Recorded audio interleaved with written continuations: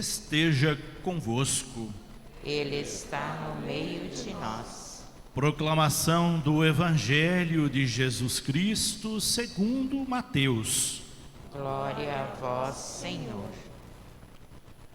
Naquele tempo disse Jesus aos seus discípulos: quando o Filho do Homem vier em sua glória, acompanhado de todos os anjos, então se assentará em seu trono glorioso. Todos os povos da terra serão reunidos diante dele, e ele separará uns dos outros, assim como o pastor separa as ovelhas dos cabritos, e colocará as ovelhas à sua direita e os cabritos à sua esquerda. Então o rei dirá aos que estiverem à sua direita: vinde, benditos de meu Pai. Recebei como herança o reino que meu Pai vos preparou desde a criação do mundo. Pois eu estava com fome e me destes de comer. Eu estava com sede e me destes de beber. Eu era estrangeiro e me recebestes em casa. Eu estava nu e me vestistes. Eu estava doente e cuidastes de mim. Eu estava na prisão e fostes me visitar. Então os justos lhe perguntarão: Senhor, quando foi que te vimos com fome e te demos de comer, com sede e te demos de beber? Quando foi que te vimos como estrangeiro e te recebemos em casa, e sem roupa e te vestimos? Quando foi que te vimos doente ou preso e fomos te visitar? Então o rei lhes responderá: em verdade eu vos digo, todas as vezes que fizestes isso a um dos menores dos meus irmãos, foi a mim que o fizestes. Depois o rei dirá aos que estiverem à sua esquerda: afastai-vos de mim, malditos, ide para o fogo eterno, preparado para o diabo e para os seus anjos. Pois eu estava com fome e não me destes de comer, eu estava com sede e não me destes de beber, eu era estrangeiro e não me recebestes em casa, eu estava nu e não me vestistes, eu estava doente e na prisão e não fostes me visitar. E responderão também eles: Senhor, quando foi que te vimos com fome e com sede, como estrangeiro ou nu, doente ou preso e não te servimos? Então o rei lhe responderá: em verdade eu vos digo, todas as vezes que não fizestes isso a um desses pequeninos, foi a mim que não o fizestes. Portanto, estes irão para o castigo eterno, enquanto os justos irão para a vida eterna. Palavra da salvação. Glória a vós, Senhor. Pode se sentarem. Hoje nós nos reunimos para celebrar pelos nossos entes queridos que partiram deste mundo.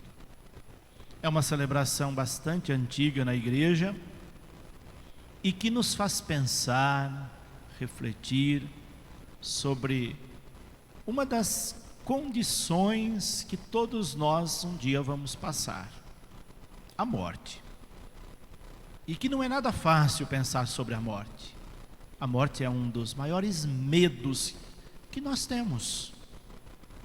Todos os outros medos derivam do medo principal, que é o medo da morte. E hoje refletimos sobre aqueles que já passaram por esse caminho, que já fizeram essa passagem e que merecem um dia especial para ser lembrado através das nossas orações, das nossas celebrações e de todo o sentimento que nós temos por estas pessoas, que estarão eternizadas na nossa vida, enquanto nós delas lembrarmos. Alguém só morre de fato o dia que nós o esquecemos. Enquanto estiver na nossa memória e no nosso coração a lembrança daquela pessoa, ela continua viva e presente na nossa vida. E hoje as leituras nos fazem refletir sobre tudo isso. São leituras apropriadas para pensar sobre a vida e a morte. As duas estão entrelaçadas. A vida nesse mundo, que é passageira, que é efêmera, comparada à eternidade. Por mais que vivamos longos anos neste mundo, não é nada comparado à eternidade. E muitas de nossas ações, sobretudo nossa religião, nossa fé, está canalizada para a preocupação que temos com a vida eterna. Queremos uma vida eterna no céu, junto com Deus. Ninguém quer uma vida de eterna condenação. E aí nós pautamos nossos procedimentos neste mundo com essa preocupação. Será que eu vou para o céu? Será que eu estarei junto de Deus? E Deus diz para nós: sim, eu te quero junto de mim eternamente. Mas para isso, você precisa ter uma vida, levar uma vida exemplar neste mundo. Porque são as nossas ações aqui neste mundo que vão determinar a nossa vida eterna junto de Deus. E às vezes nós não entendemos como podemos viver bem neste mundo. Penso que as leituras de hoje são muito claras. Elas não deixam margem de dúvidas como nós devemos proceder.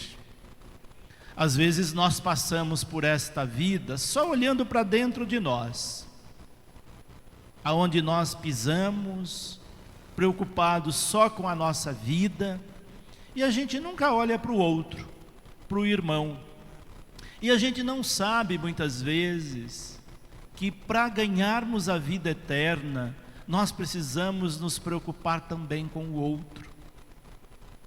Lembram do evangelho de domingo passado que dizia que o maior mandamento de Deus é amar a Deus sobre todas as coisas e ao próximo como a nós mesmos. A nossa relação com o próximo é fundamental para nós entrarmos ou não no céu.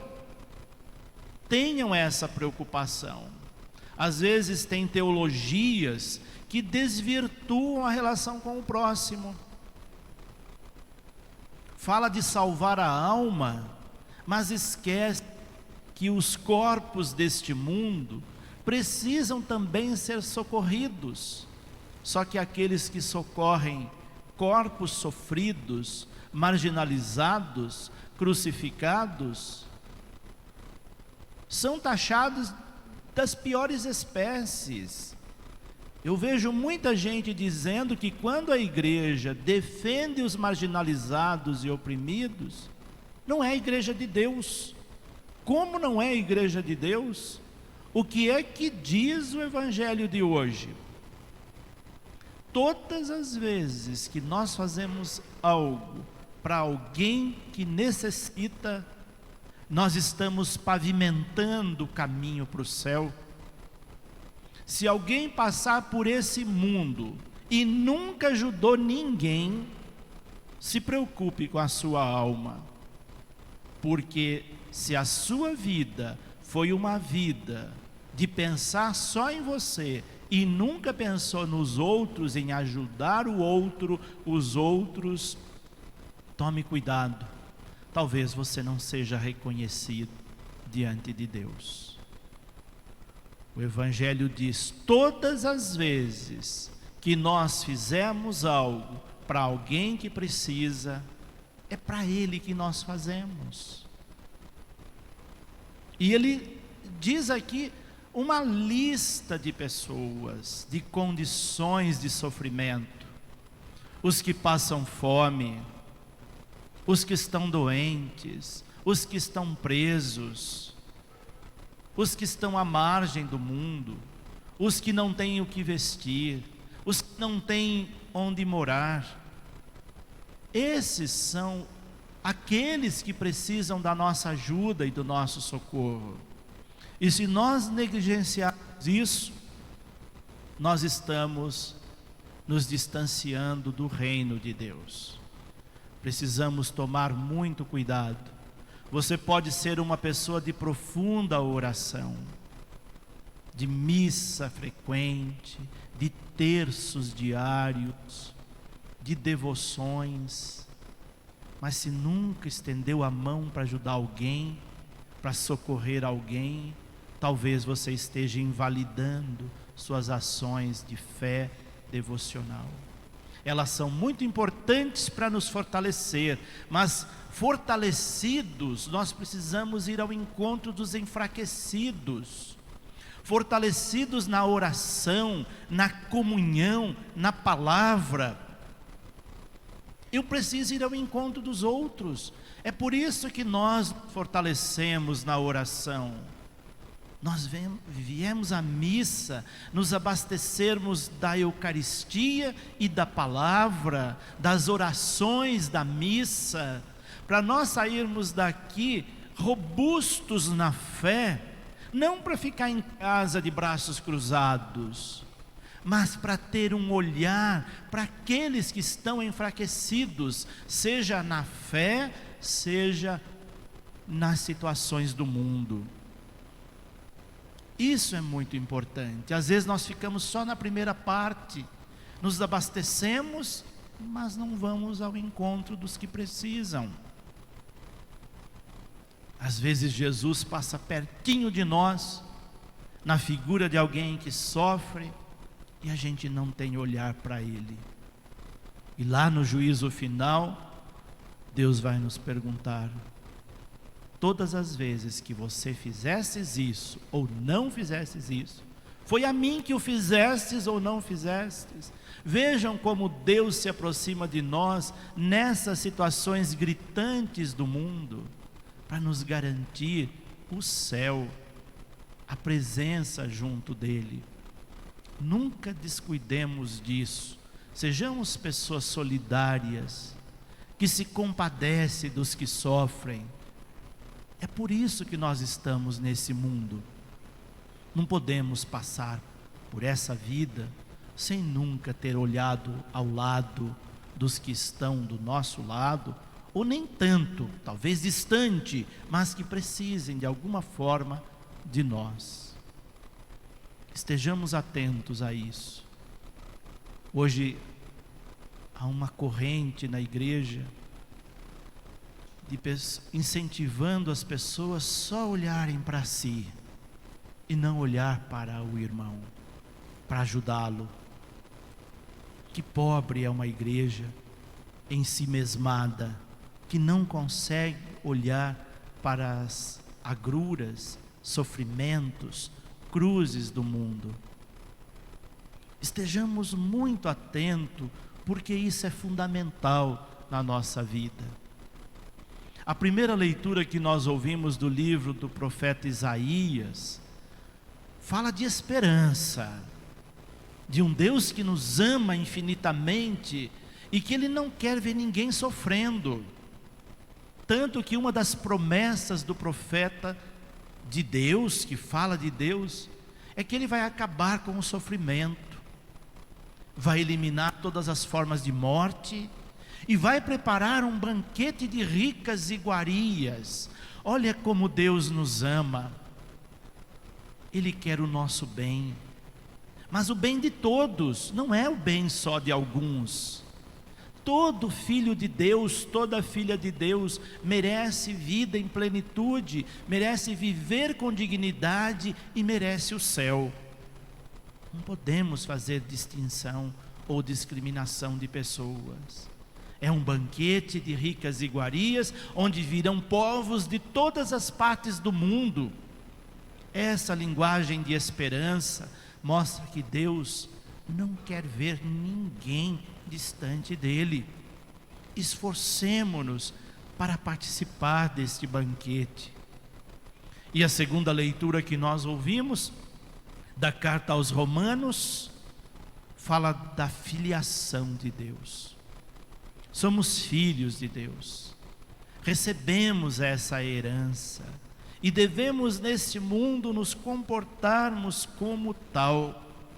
Às vezes nós nos comportamos como escravo e não como filhos. Quando é que nós nos comportamos como escravo? Quando nós achamos que Deus é um patrão e não um ser infinitamente misericordioso. Quando fazemos as coisas só por medo e não por compaixão. Não podemos agir só por medo de ser punido por Deus, de estar na sua esquerda e não à sua direita, mas porque nós somos pessoas de Deus, filhos e filhas de Deus que ama uns aos outros e quer o bem de cada um. Quando assim procedemos, nós nos comportamos como filhos de Deus. Nós estamos trilhando o caminho do céu.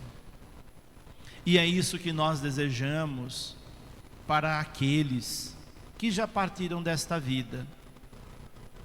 Quando nós rezamos pelos mortos, nós estamos pedindo a Deus para aquela pessoa, para que ela esteja junto com Ele.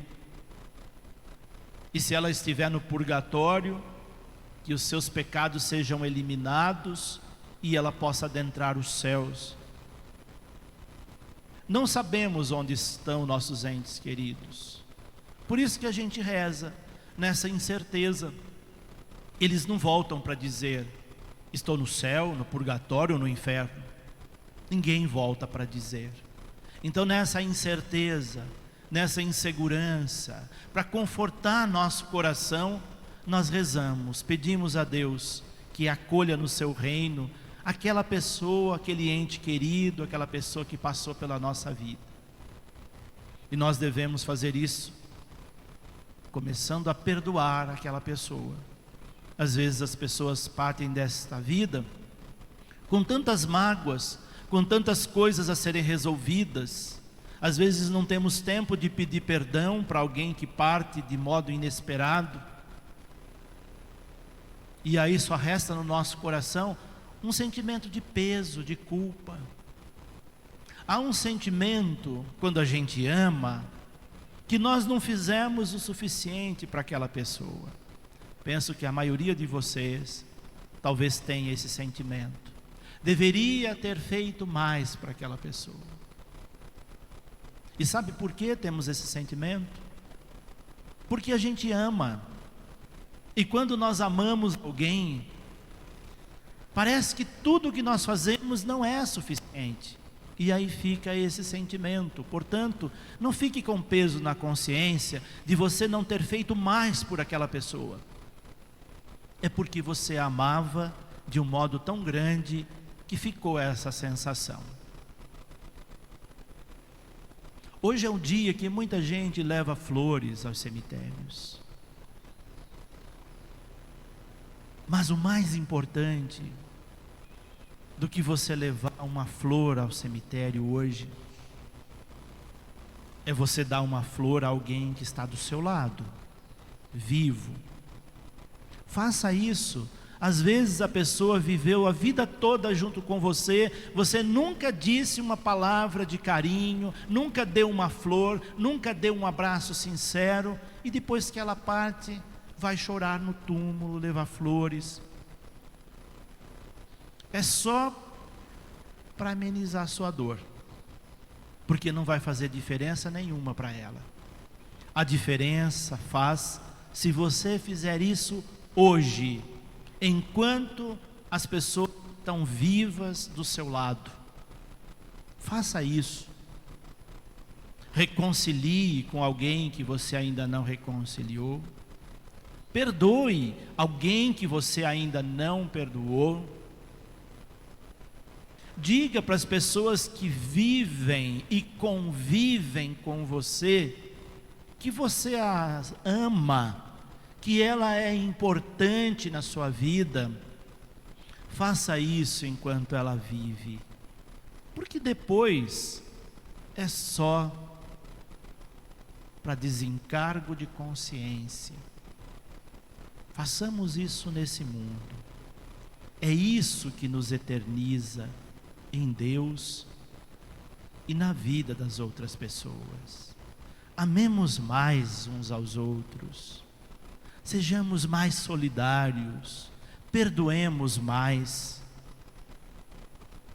digamos mais palavras de conforto, de carinho, do que palavras duras que ferem. Às vezes, ao fazer um balanço na nossa vida, nas nossas relações, a gente vê que nossas palavras que predominam são muitas vezes mais palavras ásperas, duras, do que palavras de carinho. E se você não sabe falar palavras bonitas de carinho, sinceras do coração, mostre isso com gestos. Há tantos gestos que não precisam de palavras e que dizem muito mais que muitas palavras. Você pode fazer isso. Pode abraçar, pode fazer algo de bom para aquela pessoa, pode ajudá-la de alguma forma, sem esperar nada em troca. Há tantas coisas que podemos fazer aqui nesse mundo, para as pessoas que convivem conosco, para aquelas que amamos e também para aquelas que ainda não amamos suficientemente. É isso que Deus espera de nós. Então, nesse dia de rezar pelos mortos, nós temos, sobretudo, que refletir e rezar sobre a vida. É isso que tem mais importância para Deus e para cada um de nós. Que tenhamos esse compromisso e, com certeza, estaremos trilhando o caminho para junto de Deus, o banquete celestial, as núpcias do Cordeiro. É o que nos pede a liturgia deste dia de finados.